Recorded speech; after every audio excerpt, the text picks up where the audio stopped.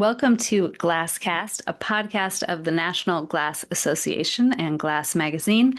I'm Katie Devlin, the Chief Content Officer for the NGA. And in today's episode, we are offering our first of three GFAB Rewind podcasts. Each one will be spotlighting a session from the inaugural NGA Glass Fabricator Conference, known as GFAB, which took place in Chicago in June. This episode of Glasscast is brought to you by GlassTech, the international trade fair for glass production, processing, and products taking place October 20th through 23rd, 2026 in Dusseldorf, Germany. Learn more at glasstechonline.com. That's GLASTEC-online.com. GFAB, what an awesome time in Chicago.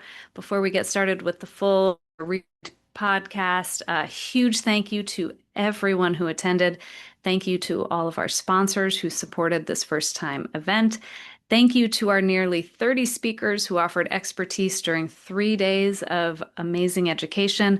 And thank you to Skyline Architectural Glass, which opened its doors for a workshop, tour, and rooftop reception. And finally, thank you to Chicago for gracing us with a mostly beautiful and mild summertime weather throughout the entire conference. It was a true Midwest miracle. We were able to enjoy our Chicago architectural boat tour and the rooftop reception at Skyline without any rain and without wild humidity. We even managed to escape the rain during the annual fun run, which was very cool. Thanks to Matt Hanna and the folks who kind of took on the organization of that. We had a great run along the Chicago lakefront and came back and hit up the river for a little bit as well. So a very beautiful fun run that escaped that rain. We did have torrential storms about 15 minutes after, but I think all of our runners were back safe and sound by that point.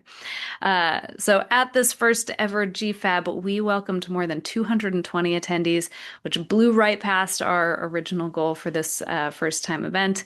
And I do want to say to all who offered feedback on what you loved, what we can do better, what we can do without next time, please know that we are taking it very much to heart, and we plan, as we plan for next year's event, we'll be bringing in all of your ideas and feedback to make sure that we can make the best event possible for you.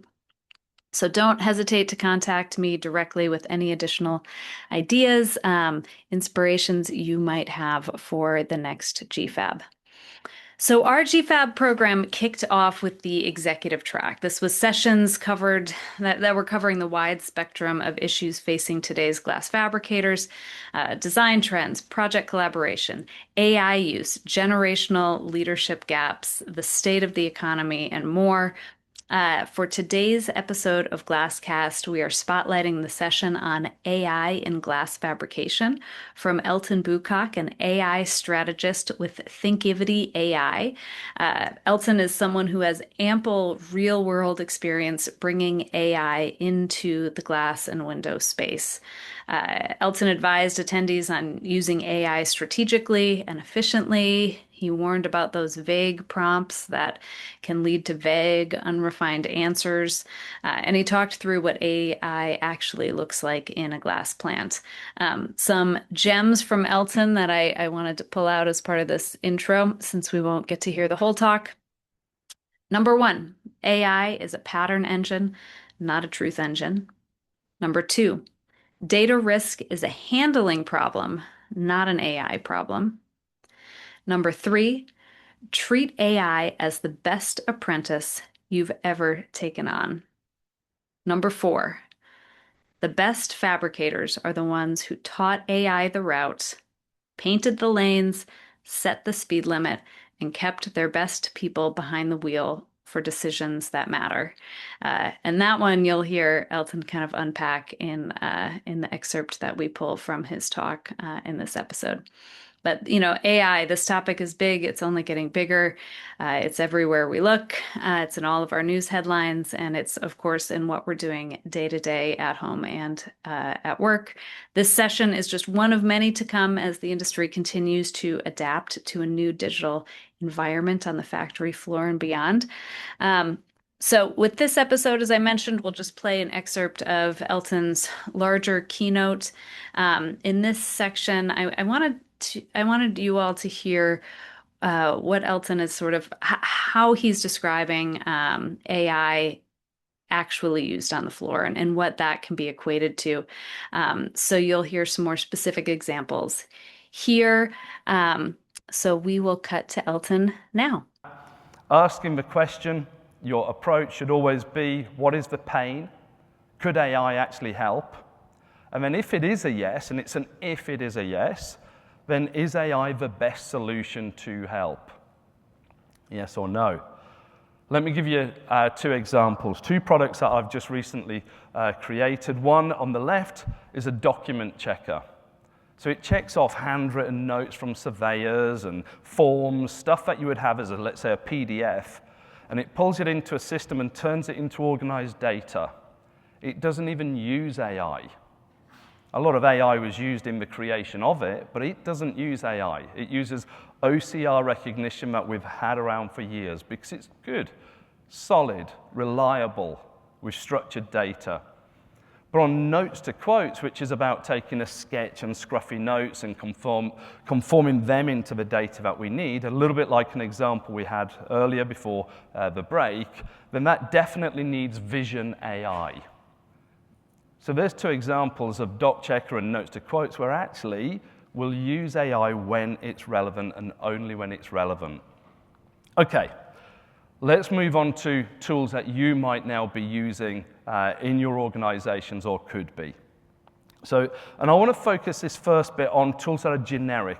I've got 4 guys waiting in the wings to come up and talk about how we're changing things on the factory floor and so forth. So I want to look at tools that you might be using in the office already. Agentic systems. Anybody heard that phrase? Okay. So if we go back to probably the last couple of years, we've all been messing about with ChatGPT, probably making those silly pictures, even using them for marketing, using them for PowerPoint presentations. We've been doing that. That is me putting in a command, putting in a prompt, and it's just one-to-one. Agentic systems is now sort of becoming more commonplace.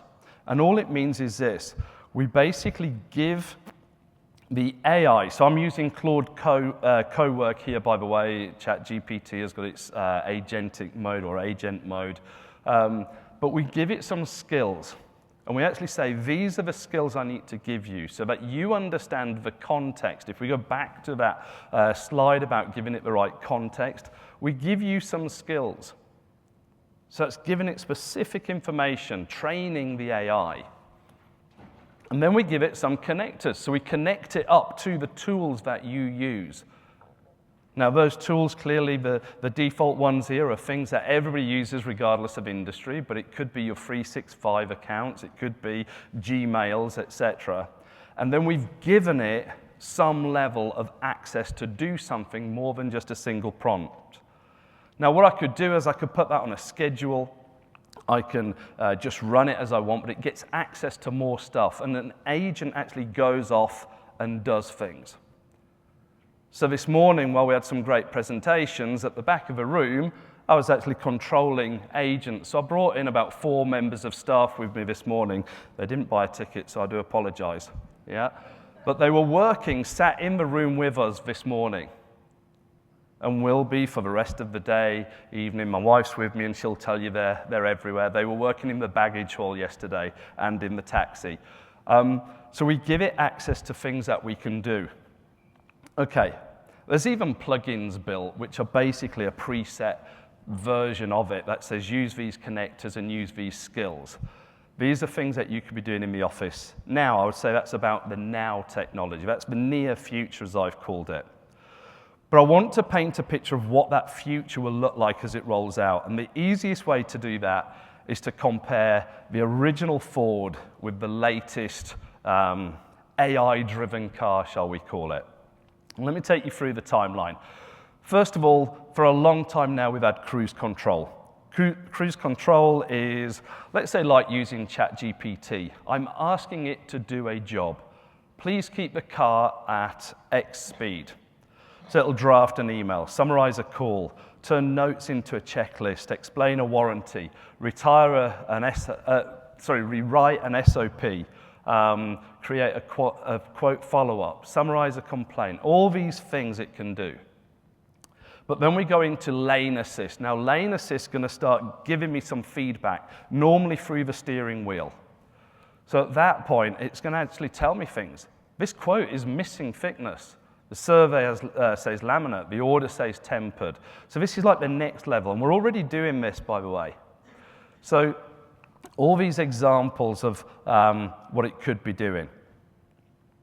Now we're getting to the bounded AI agent. So that's exactly what I was showing you in co-work.